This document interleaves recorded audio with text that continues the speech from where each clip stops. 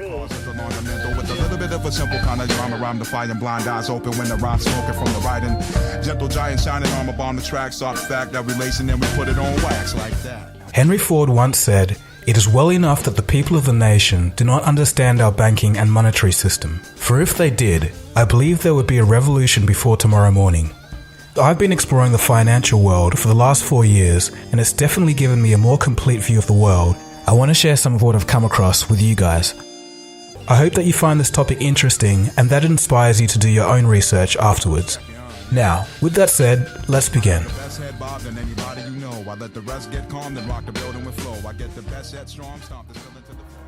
So who controls all of our money? It's a simple question.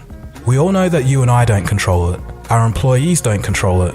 The companies that they work for don't control it. So who does? Where does it even come from in the first place? I'll give you a hint. Money does not come from the government. It's a seemingly obvious question that's never asked or taught in schools for some reason. Unfortunately, most people's lives are basically dedicated to money. It's all people ever worry about or talk about. We go to school to learn basically how to go to university, to learn the skills to get a good job so that we can trade hours of our lives, all for this thing called money. So why wouldn't you want to know where money comes from and who issues it? You're about to find out the answer to the question of who controls all of our money.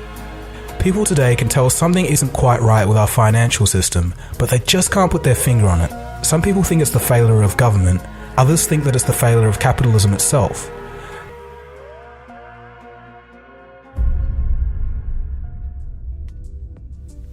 The year is 1694, and England had just suffered through 50 years of war. Exhausted, the English government needed loans to fund their political means.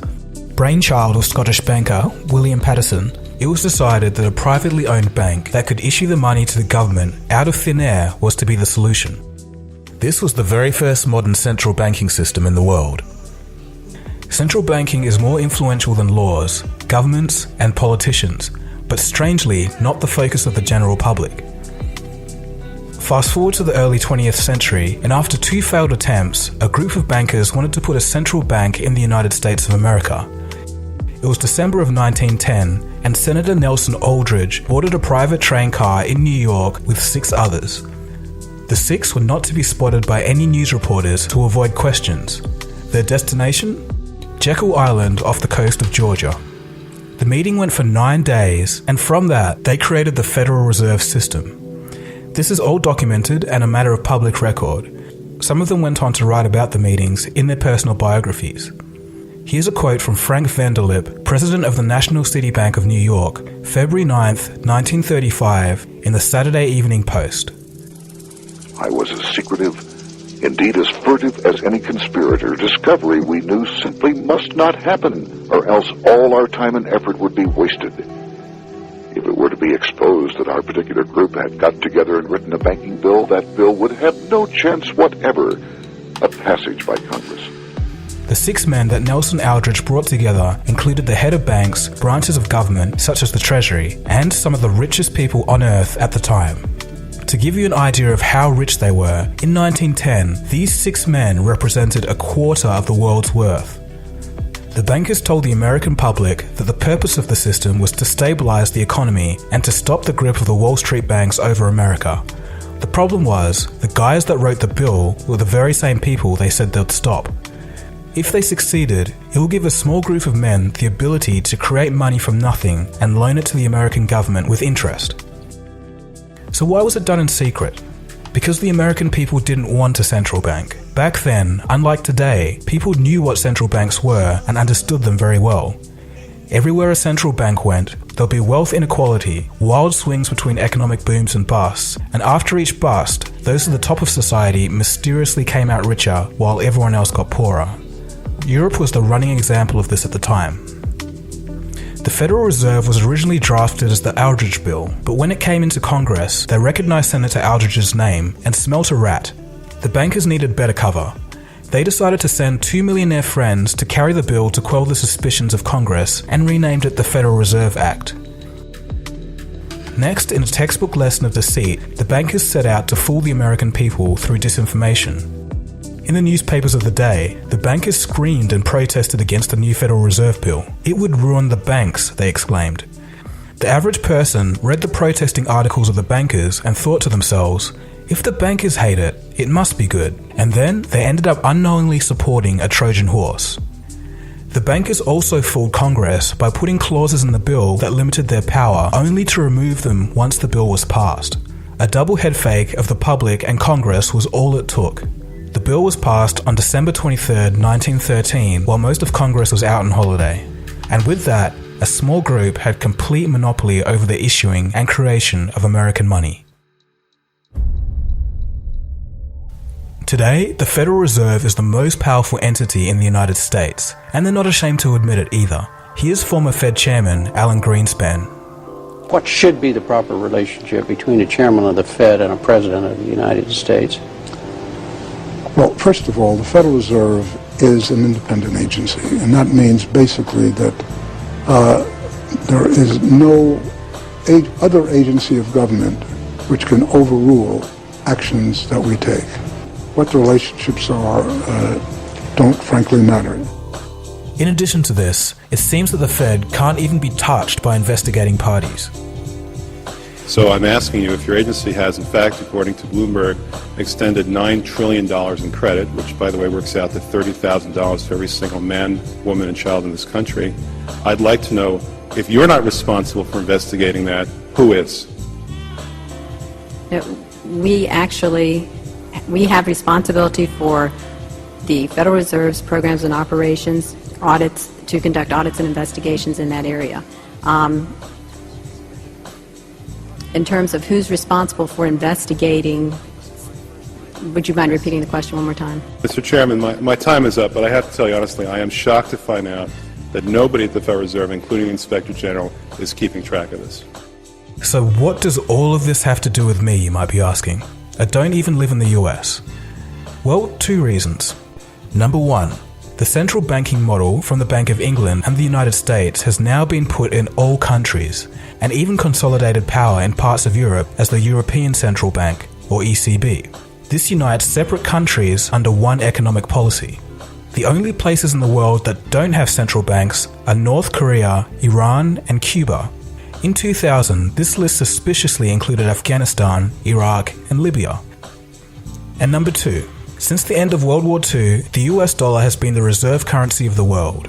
This means that all central banks hold US dollars in their reserves. In other words, all other currencies are backed by the US dollar.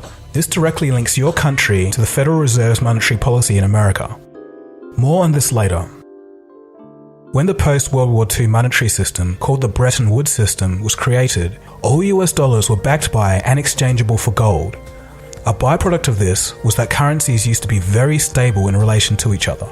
Before that, all the countries, the exchange rates were fixed, and year after year you could predict what prices were going to be. You could start a business elsewhere, know if you could calculate profits. Business was much, much easier before floating exchange rates.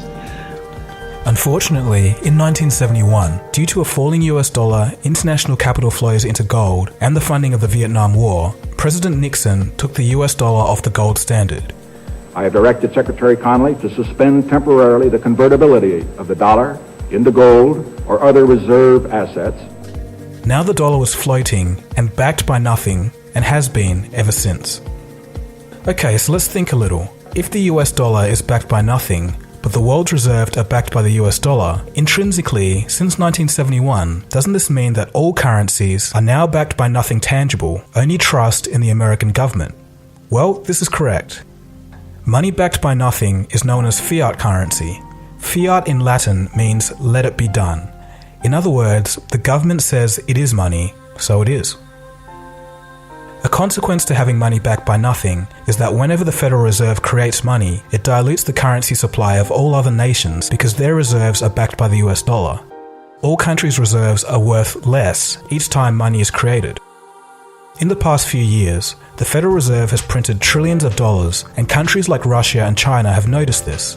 As a reaction to the money printing, these countries have been selling US dollar reserves and buying gold over the same period. But wait a second. Some of you clever thinkers out there may have asked yourself, If every currency on Earth is backed by nothing, how am I able to pay for things?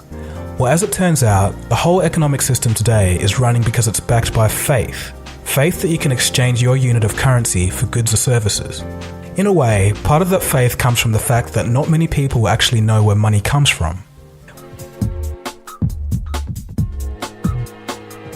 A central bank is essentially the entity that manages a nation's money supply, and it can loan money to the government with interest. In the United States and most other countries, it works like this. When the government needs more money than they receive from taxes, they ask the Treasury Department for money. The Treasury then receives an IOU or bond from the government. The Treasury, through the banks, gives this IOU to the Federal Reserve. The Fed then writes a check for this IOU and hands it to the banks. At this exchange at the banks, money is created and it can be used to pay government bills. So hang on, where does the Fed get the money to be able to write this check? They get this money from nowhere. They literally just invent it. Here's a quote from the Boston Federal Reserve. Quote, "When you or I write a check, there must be sufficient funds in our account to cover the check. But when the Federal Reserve writes a check, there is no bank deposit on which that check is drawn. When the Federal Reserve writes a check, it is creating money." End quote. So in essence, they're writing a check and creating money from an account that has no money in it. The money the Federal Reserve creates can be used as legal tender to buy things and eventually makes its way into the real economy. If you and I did that, we'd go to jail for fraud, but they can do it because they invented the system. This is the same system used throughout the world today. Another part of this money creation happens at the commercial bank side. Every time you take out a loan to buy a house, car or TV, banks create money out of nowhere to give you this loan and you still have to pay interest on it. And don't just believe me when I say that. Hear it for yourself from the horse's mouth, the people running the system. Graham Towers, former governor of the Central Bank of Canada, states, quote, "Each and every time a bank makes a loan, new credit is created, new deposits, brand new money." End quote. Paul Tucker, Deputy Governor of the Bank of England, quote, "Banks extend credit by simply increasing the borrowing customer's current account." End quote. So what they're basically saying is that each time the bank makes a loan, the bank doesn't use other people's deposited money and give it to you. It creates new money. In modern times, this means typing digits into a computer. 97% of all money is digitally created like this. Only 3% is the physical cash and coins that we carry. Another crazy thing that commercial banks can do is lend out 10 times more money than they actually have in reserves. This is called fractional reserve lending. So who wrote this ridiculous system into law? For the United States, it was part of the Federal Reserve System drafted in 1913. And again, this is the same system used throughout the world. So what's the issue? Why should I even care? Well, there's consequences. When more loans are given out, more money is created and the rest of the money in circulation is worth less and less as the years go on. This is known as inflation. In a way, inflation is basically a tax that we all pay for the fraud of money printing. Easy money now in exchange for tax on our future generations. It's also why in 1950, a house used to cost $7,000 and a car, $2,000. Obviously, this is no longer the same today. Things will always keep getting more expensive as long as this system is in place. This was actually kind of okay because wages grew in relation to inflation until about 2008. Why this stopped happening is a story for another day. So things are already pretty crazy, but they get even crazier. The more you look into it, the stranger things become. So remember how we're talking about how central banks and commercial banks can create money out of nothing? This procedure actually does create something. It creates debt. Let me explain. When you take out a loan, it's written down as an asset in the bank as a negative form, kind of like a negative value of money, or otherwise known as debt. Under this system, debt is actually money. And again, don't just listen to me. Mariner Eccles, former governor of the Federal Reserve, states, quote, "If there were no debts in our money system, there wouldn't be any money." So in essence, instead of gold being the backbone of our economy, it's now debt. The system we're under now is sometimes referred to as the debt-based monetary system. It requires that debt always grows. Countries and people must become deeper in debt so that there's more money in the system, because remember, debt is money.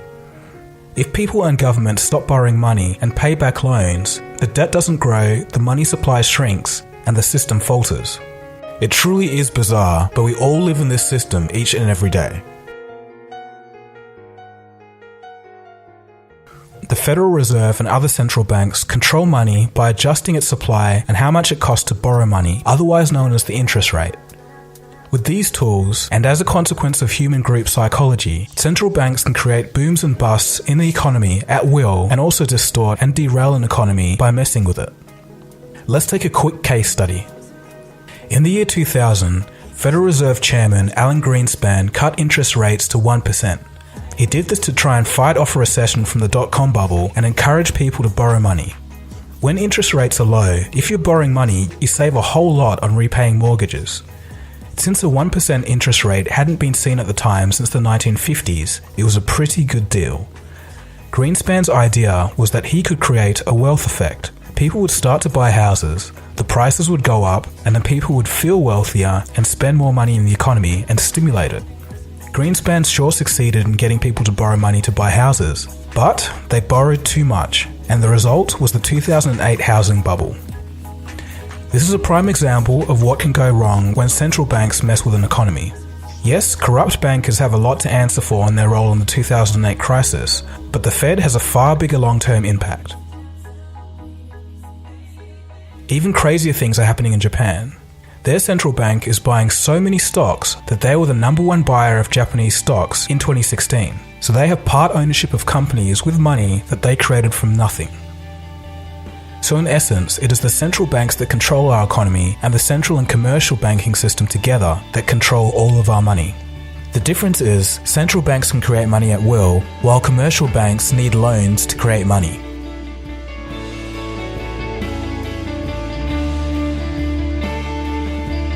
To give you an idea of people's views of central banking when people actually knew what central banks were, here's a couple of examples. In 1881, then President of the United States, James Garfield, states, quote, "Whoever controls the volume of money in any country is absolute master of all industry and commerce, and when you realize that the entire system is very easily controlled one way or another by a few powerful men at the top, you will not have to be told how periods of inflation and depression originate." End quote.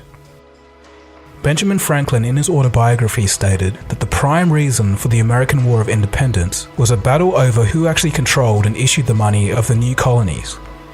Moving on to more modern times, Nobel Prize-winning economist Milton Friedman states, quote, "The Federal Reserve definitely caused the Great Depression by contracting the amount of currency in circulation by 1/3 from 1929 to 1933, end quote.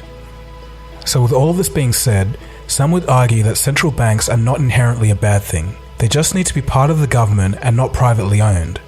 The government should be able to issue its own money for the benefit of the people and shouldn't have to pay a massive interest on its own debt. This was tried at least once in the United States by President Lincoln, who stated this, "The government should create, issue, and circulate all the currency and credit needed to satisfy the spending power of the government and the buying power of consumers. By the adoption of these principles, the taxpayers will be saved immense sums of interest. Money will cease to be master and become the servant of humanity." Abraham Lincoln then issued his own government money. It was called the greenback. No further comments on that story. So I think we'll end the video there. There's so much more that I could cover about what central banking decisions led to what revolutions around the world. Pretty much when you look at it, all revolutions and all wars, when you dig through everything, it all boils down to money. I could also have talked about the new global movement of those who are rejecting the debt-based economic system. People are starting to move their currency into gold, silver and cryptocurrencies, like Bitcoin. So there is a light at the end of the tunnel, but that's a whole nother story for another day. Congratulations. You're one of the few who have found out the hidden truths about who controls all of our money. I think I've only met about 4 people in real life that have been aware of the debt-based economic system. It's strangely unknown, but is as true as anything. I even showed you all of the quotes of the bankers and the former heads of the Federal Reserve telling you from their own mouths how the system actually works. If this is your first time of hearing all of this, I encourage you, as I said before, to do your own research, and then you'll start to see the bigger picture, and the world today will make a whole lot more sense. If you want some good starting resources, I recommend Mike Maloney's Hidden Secrets of Money series. It's here on YouTube. Mike is a very knowledgeable guy, and I've had some great long conversations with him about the economy. If you are into reading and you want to know more about the history of the Federal Reserve, I recommend the book by G. Edward Griffin, The Creature from Jekyll Island. So anyway, I think I'll stop talking now. Cheers guys, have a good one. ColdFusion. It's new thinking.